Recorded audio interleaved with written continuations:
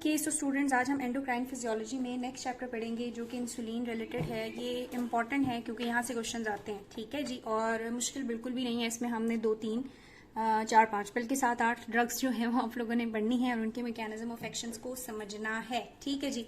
सबसे पहली बात, इसने बुक के अंदर क्या की हुई है, कैटजिन और लिपिन दोनों से पढ़ा रही हूँ क्योंकि इंपॉर्टेंट चैप्टर है, ठीक है जी। अच्छा, पेनक्रियाज जो है उनके पास डिफरेंट तरह के सेल्स होते हैं और वो डिफरेंट तरह के सेल्स डिफरेंट तरह के हार्मोन रिलीज करते हैं। पेनक्रियाज के 2 पोर्शंस होते हैं, एंडोक्राइन पोर्शन भी होता है और एक्सोक्राइन पोर्शन भी। सो एंडोक्राइन पोर्शन के पास आपको पता है बच्चों क्या होते हैं, अल्फा सेल्स होते हैं, उसके अलावा बीटा सेल्स भी होते हैं और डेल्टा सेल्स भी होते हैं, ठीक है जी। कुछ बुक्स कहती है एफ सेल्स भी होते हैं और वो एफ सेल्स क्या रिलीज करते हैं, पेनक्रियाटिक लाइपेजेस वगैरह।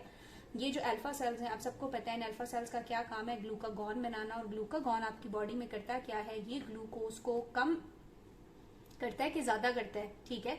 ये ग्लूकोज जब कम होता है तो रिलीज होता है, देखो इसका नाम बता रहा है ग्लूगोन।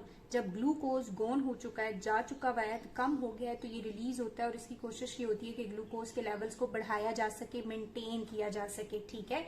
जो बीटा सेल्स हैं ये 2 इंपॉर्टेंट हार्मोन रिलीज करते हैं। एक तो ये हमें पता है इंसुलिन रिलीज करते हैं और इंसुलिन बिल्कुल ग्लूकागॉन के ऑपोजिट काम करता है और ये ग्लूकोज के लेवल्स को कम करने की कोशिश करता है, ग्लूकोज को यूटिलाइज करने की कोशिश करता है। और इसकी डेफिशिएंसी की वजह से या इसकी रेजिस्टेंस की वजह से आपको पता है डायबिटीज होती है और हमने इस चैप्टर में बेसिकली डायबिटीज के ऊपर ही फार्मा अप्लाई करनी है। उसके अलावा बीटा सेल से अमाइलिन भी प्रोड्यूस होता है। थर्ड चीज है हमारे पास डेल्टा सेल। जो डेल्टा सेल्स हैं ये सोमैटोस्टैटिन बनाते हैं और किसी को याद है सोमैटोस्टैटिन क्या करते हैं, सोमैटोस्टैटिन ग्रोथ हार्मोन इनहिबिटर है ना, ठीक है। और एफ सेल्स जो हैं वो पेनक्रियाटिक लाइपेजेस बनाते हैं, लेकिन अभी हमने इनकी बात सोमैटोस्टैटिन या पेनक्रियाटिक लाइपेज की बात नहीं करनी, हम लोगों ने किसकी बात करनी है, ग्लूकागॉन और इंसुलिन की, और उनमें से भी ज्यादा हम इंसुलिन की बात करेंगे, ठीक है जी। अब अगर हमारे पास क्या है कि ये जो इंसुलिन है इसमें कहीं ना कहीं पे मसला है तो क्या हो जाती है, डायबिटीज हो जाती है, ठीक है। क्या हो जाती है, डायबिटीज हो जाती है। बुक के अंदर वो कहता है कि डायबिटीज एक सिंगल डिजीज नहीं है, हेट्रोजीनियस ग्रुप ऑफ डिजीज है। इसमें हुआ क्या है कि आपकी बॉडी के अंदर 2 मसले हो रहे हैं। एक तो इंसुलिन जो है वो उसकी कमी है, ठीक है, इंसुलिन क्या है, कम है और उसकी कमी की वजह से ग्लूकोज ज्यादा हुआ जा रहा है, ग्लूकोज बढ़ता जा रहा है, बढ़ता जा रहा है। और ग्लूकोज बढ़ता है तो बहुत सारी मेटाबॉलिक डिस्टर्बेंसेस होती हैं, ठीक है। अब जो डायबिटीज है उसकी 4 टाइप्स हैं। अगर हम टाइप्स के लिहाज से बात करेंगे तो डायबिटीज की 4 टाइप्स जो है वो उन्होंने नॉमिनेट कर दी है। अगेन हमारा फोकस जो है वो पहली दोनों टाइप्स पे होगा। डायबिटीज आपको पता है टाइप 1 भी होती है, डायबिटीज टाइप 2 भी होती है। और किसी को पता है कौन सी डायबिटीज होती है? डायबिटीज 3 और 4 नहीं है, 3 और 4 नहीं होती, हमारे पास होती है गेस्टेशनल डायबिटीज। गेस्टेशनल डायबिटीज का क्या मतलब है, ऐसी डायबिटीज जो प्रेगनेंसी के दौरान वुमेन्स को होती हैं, आफ्टर डिलीवरी खत्म हो जाती है, नॉर्मल हो जाती है, ठीक है। सो गेस्टेशनल डायबिटीज का क्या मतलब है, प्रेगनेंसी इंड्यूस्ड डायबिटीज जो होती है। उसके अलावा हमारे पास कुछ डायबिटीज ऐसी होती हैं जो जेनेटिक कॉजेज होते हैं उनके, ठीक है। अब जो डायबिटीज 1 और 2 हैं हम इनकी ज्यादा डिटेल पढ़ेंगे।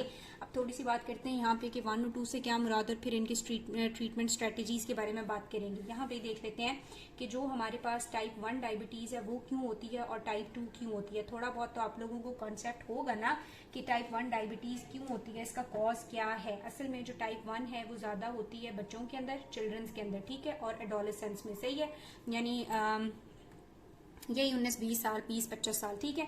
जबकि जो टाइप 2 है ये एल्डरली लोगों में होती थी, लेकिन कहते हैं ये डिमार्केशन अब खत्म होती जा रही है। टाइप 2 जो है वो बहुत सारे बच्चों में भी देखी जा रही है, स्पेशली उन बच्चों में जो ओबीज है, सो ओबेसिटी रिलेटेड होती है टाइप 2, ठीक है। होता क्या है, जो टाइप 1 है इसमें आपके पास जो बीटा सेल है ना पेनक्रियाज के, ये जो बीटा सेल्स है ये डिस्ट्रॉय हो गए किसी ऑटो इम्यूनिटी की वजह से, किसी भी वजह की वजह से, ट्यूमर की वजह से जो बीटा सेल्स हैं ये डिस्ट्रॉय हो गए और बीटा सेल्स ने इंसुलिन बनाना ही कम कर दिया, ठीक है। बीटा सेल्स ने इंसुलिन बनाना कम कर दिया, बहुत कम बन रही है या इंसुलिन बन ही नहीं रही। तो टाइप 1 में क्या मसला है कि इंसुलिन ही नहीं बन रही, ठीक है। अगर हम बात करें टाइप 2 की तो इसमें जो है वो बीटा सेल्स में कोई मसला नहीं है, बीटा सेल्स ठीक है, वो इंसुलिन भी बना रहे हैं, लेकिन इंसुलिन क्या करती है, इंसुलिन आती है और आपके सेल्स के ऊपर एक्ट करती है और इन्हें बताती है कि जी ये ग्लूकोज पड़ा हुआ है, इस ग्लूकोज को यूज करो, यूटिलाइज करो, इसका अपटेक करो। अब ये सेल जो है ये इंसुलिन को रिस्पॉन्ड नहीं करते, तो आपके प्लाज्मा के अंदर ग्लूकोज लेवल भी ज्यादा है, इंसुलिन भी ज्यादा है, लेकिन इंसुलिन को ये सेल रिस्पॉन्ड ही नहीं करते, तो इंसुलिन रेजिस्टेंट हुई हुई है। जो सेल्स हैं वो क्या हुए हुए हैं, रेजिस्टेंट हुए हुए हैं, डिसेंसिटाइज हुए हुए हैं, वो इंसुलिन को जानते पहचानते ही नहीं है। तो क्या ऐसे पेशेंट में इंसुलिन देने से फायदा होगा हमें? खैर इतना नहीं होगा, लेकिन बहुत इमरजेंसी के केसेस हैं तो उनमें हम फिर एक्सोजीनियस इंसुलिन भी देते हैं। लेकिन पहली रिक्वायरमेंट हमारी यहाँ पे नॉन इंसुलिनोजेनिक या फिर जो इंसुलिनिक ड्रग्स नहीं है वो नॉन इंसुलिनोजेनिक या फिर अदर डायबिटिक ड्रग्स हम यूज करते हैं, इंसुलिन नहीं देते। जबकि यहाँ पे हम डायरेक्टली बाहर से इंसुलिन देते हैं क्योंकि इंसुलिन नहीं बन रही, आगे जाके हम देखेंगे। ठीक है, सो ये जो है वो बच्चों में ज्यादा होती है, बड़ों में ज्यादा होती है। अगेन ये डिमार्केशन अब जो है वो थोड़ी सी जो है वो ये चेंज होती जा रही है। सेकंड बात क्या है कि ये वाले होते हैं बीटा सेल की डिस्ट्रक्शन की वजह से जब इंसुलिन आपके पास बन नहीं रही, यहाँ पे इंसुलिन बनती है लेकिन सेल उसको रिस्पॉन्ड नहीं करते। ठीक है, उसके बाद कहता है कि अगर हम ट्रीटमेंट की बात करेंगे तो ट्रीटमेंट में आपने याद रखना है कि यहाँ पे हम उसको क्या देते हैं, एक्सोजीनियस इंसुलिन देते हैं। ठीक है, एक्सोजीनियस इंसुलिन दे सकते हैं हम, लेकिन यहाँ पे हमने क्या करनी है, पहले दूसरी अदर डायबिटिक, पहले तो बात है हम यहाँ पे ना उसको बहुत सारी दूसरी चीजें कहते हैं क्योंकि ओबेसिटी रिलेटेड होती है, हम उसको कहते हैं एक्सरसाइज करो, अपनी डाइट को कंट्रोल करो, वेट को कंट्रोल करो, इस तरह की चीजें। ठीक है, अगर ये ज्यादा थोड़ी सी सीवियर होना शुरू हो जाए तो हम अदर डायबिटिक ड्रग्स देते हैं। अभी मैं आपको बताऊंगी उन डायबिटिक ड्रग्स में हमारे पास बहुत सारी क्लासेस आ जाती हैं, सो उनके बारे में हम बात करेंगे। अगर बहुत इमरजेंसी की सिचुएशन है तो फिर साथ में हम क्या भी दे सकते हैं, इंसुलिन भी दे सकते हैं। लेकिन फर्स्ट ड्रग ऑफ चॉइस यहाँ पे इंसुलिन नहीं होती, नॉन इंसुलिनोजेनिक ड्रग्स होती हैं। तो थोड़ा सा आप लोगों को कॉन्सेप्ट समझ आ गया कि हमारे पास जो इंसुलिन डायबिटीज टाइप 1 है और टाइप 2 है उनका क्या सीन है। ठीक है, अब बात कर लेते हैं कि ये जो टाइप 1 है इसके ट्रीटमेंट के लिए हमने क्या देनी होती है, इंसुलिन देनी है ना।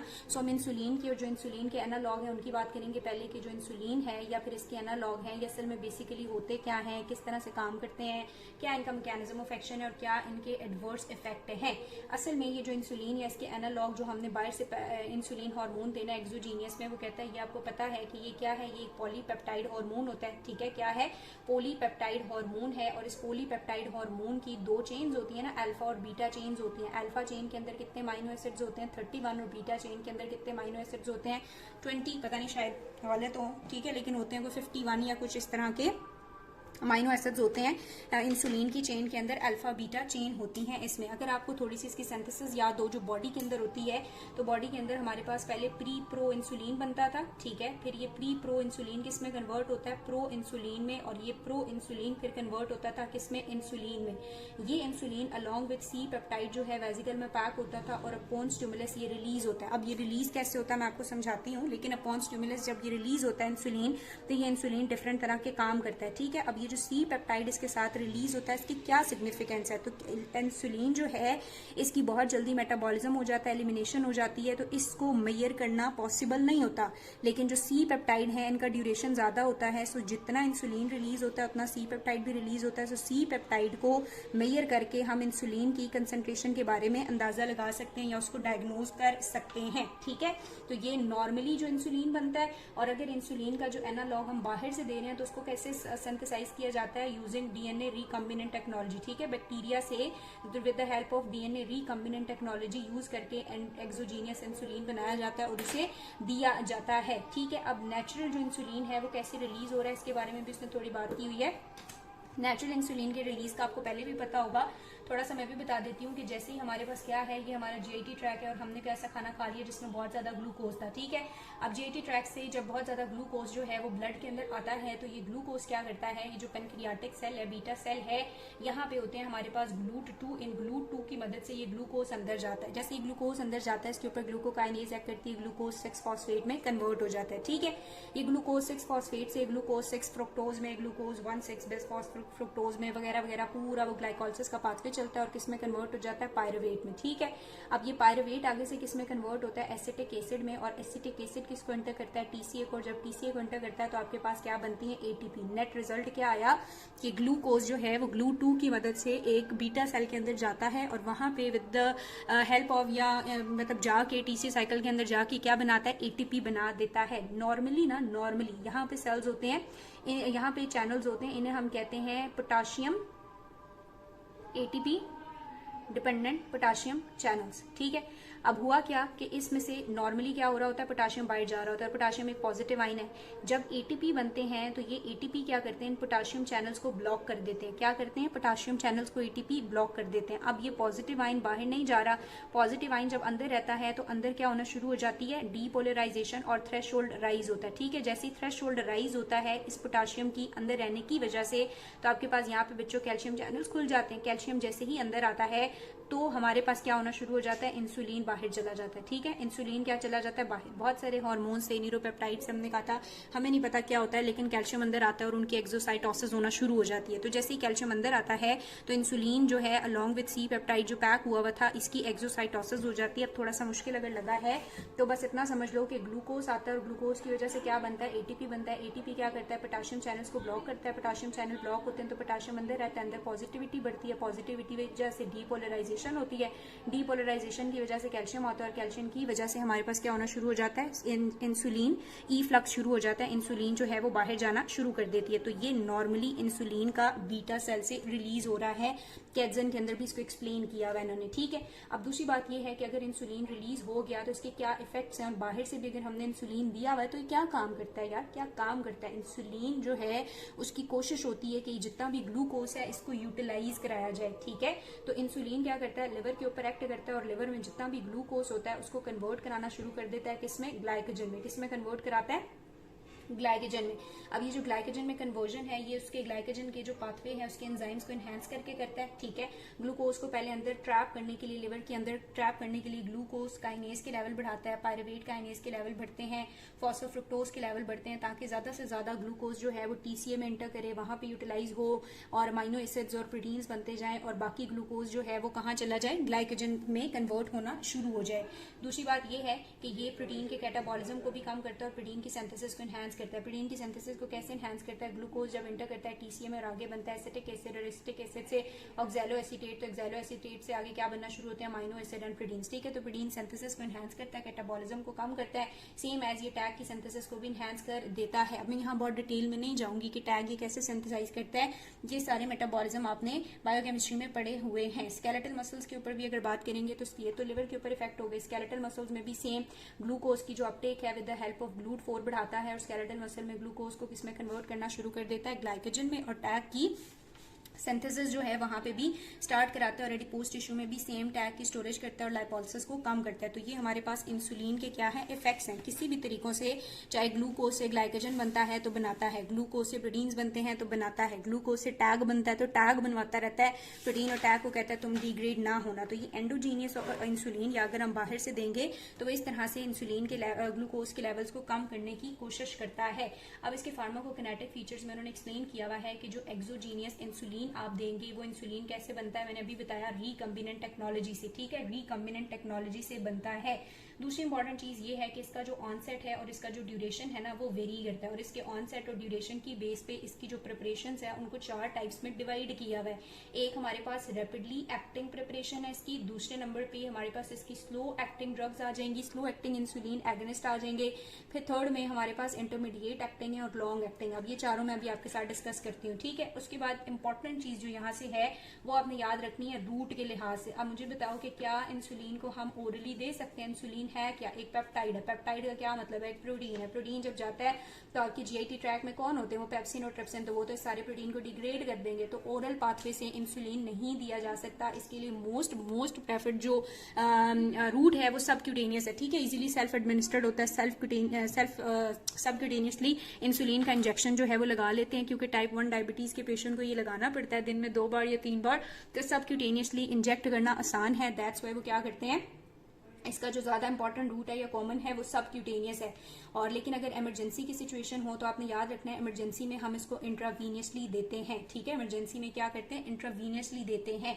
उसके अलावा इसका कंटिन्यूअस इन्फ्यूजन की फॉर्म में भी अवेलेबल है और अब तो इनहेलेशनल फॉर्म में भी इंसुलिन मिल रहा है। ठीक है, कंटिन्यूअस इन्फ्यूजन यानी वही जैसे वो एक ड्रिप टाइप होती है, उससे कंटिन्यूअसली इन्फ्यूज हो रहा है और या फिर इनहेलेशनल फॉर्म में ये होता है। ठीक है, अब अगर इंसुलिन हमने दे दिया, और मैं इसके बारे में आपसे बात करती हूँ भी अलग से, लेकिन अगर ज्यादा इंसुलिन हम दे दें या इंसुलिन ज्यादा बन रहा है तो उसके एडवर्स इफेक्ट आपको क्या लगता है, क्या होंगे। जाहिर है, देखो जब ये ग्लूकोज को यूज कर रहा है तो ग्लूकोज के लेवल्स कम होंगे, ग्लूकोज के लेवल कम होंगे तो क्या हो सकता है, हाइपोग्लाइसीमिया हो सकता है। ठीक है, क्या हो सकता है, हमारे पास हाइपोग्लाइसीमिया हो सकता है। मोस्ट कॉमन एडवर्स इफेक्ट है। इस हाइपोग्लाइसीमिया को प्रिवेंट करने के लिए जब आप किसी भी पेशेंट को इंसुलिन देते हो तो साथ आप उसको कोई शुगर, कोई टॉफी वगैरह इस तरह की चीज चूसने को भी कहते हो, कोई भी शुगर मॉलिक्यूल वो ले सकता है, या फिर ग्लूकागॉन का इंजेक्शन भी साथ देते हैं, ताकि अगर इंसुलिन ग्लूकोज को यूज करे तो उसको पोज करने के लिए ग्लूकागॉन मौजूद हो जो इंसुलिन को बचाए और नॉर्मल ग्लूकोज कंसंट्रेशन मेंटेन रहे। दूसरा एडवर्स इफेक्ट ये है कि इंसुलिन जो आप एक्सोजीनियसली देते हैं हो सकता है बॉडीज को फॉरेन एजेंट समझे और फॉरेन एजेंट समझते हुए इसके अगेंस्ट एंटीबॉडीज बनाना शुरू कर दे और ऑटो इम्यूनिटी जो है वो इसके अगेंस्ट डेवलप हो जाए। थर्ड इंपॉर्टेंट चीज ये है कि इंसुलिन, क्योंकि आपको पता है प्रोटीन सिंथेसिस बढ़ाता है, टैग सिंथेसिस बढ़ाता है, लिपिड को टूटने नहीं देता, तो इंसुलिन क्या कॉज कर सकता है, वेट गेन कॉज करता है। ठीक है, क्या कॉज कर सकता है, वेट गेन कॉज कर सकता है, जहां पे इंजेक्शन लगता है लोकल इंजेक्शन वाली साइड पे पेन कर सकता है और लाइपोडिस्ट्रोफी वगैरह कर सकता है, लिपिड के मेटाबॉलिज्म को डिस्टर्ब करता है। तो ये इंसुलिन के क्या है, एडवर्स इफेक्ट है। अब हम बात करते हैं कि इसकी जो 4 प्रिपरेशंस है ना, इनके बारे में मैं कुछ पॉइंट्स बताती हूँ। देन हम टाइप 2 डायबिटीज के जो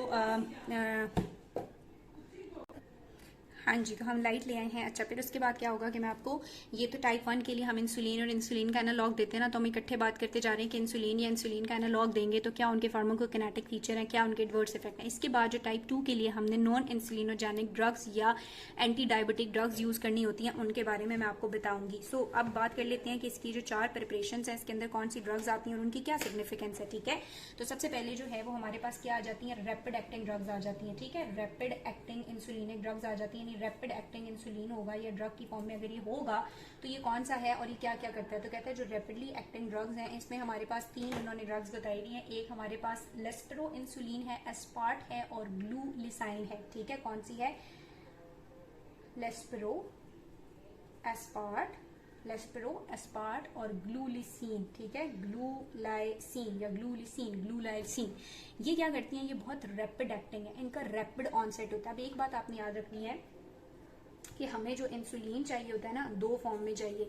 एक इंसुलिन आपको हर टाइम बीटा सेल जो है वो एक नॉर्मल अमाउंट में सिक्रीट करते रहते हैं, थोड़ा। ठीक है, और वो क्या क्यों चाहिए होता है, वो बेसल लेवल ऑफ ग्लूकोज को मेंटेन करने के लिए चाहिए होता है। ठीक है, बेसल लेवल ऑफ ग्लूकोज का, ग्लूकोज ज्यादा नहीं होना चाहिए। और एक इंसुलिन की सिक्रीशन बहुत ज्यादा एनहेंस हो जाती है, और दूसरा हमारे पास इंसुलिन की सिक्रीशन कब इनहेंस होती है, जैसे ही आप मील लेते हो। ठीक है, जैसे हम खाना लेते हैं तो ज़ाहिर है हमारे खाने में बहुत सारे कार्ब्स होते हैं और ये कार्ब्स जैसे ही जाते हैं ब्लड के अंदर ग्लूकोज की फॉर्म में, तो इंसुलिन की सिक्रीशन ज़्यादा हो जाती है ताकि इस ग्लूकोज को यूज़ किया जाए। तो इसको हम कहते हैं पोस्ट पेरेंडियल, खाने के बाद जो ग्लूकोज और पोस्ट पेरेंडियल इंसुलिन सिक्रीशन। ठीक है, अब ये रैपिडली एक्टिंग जो ड्रग्स हैं, जिसमें हमारे पास लेस्पेरो आती है, एस्पार्ट आती है, ग्लूलाइसिन आती है, ये क्या करती हैं, पोस्ट पेरेंडियल ग्लूकोज को बढ़ाने के लिए या पोस्ट पेरेंडियल ग्लूकोज को यूज करने के लिए, यूटिलाइज करने के लिए जरूरी होती है। इनका रैपिड ऑनसेट है।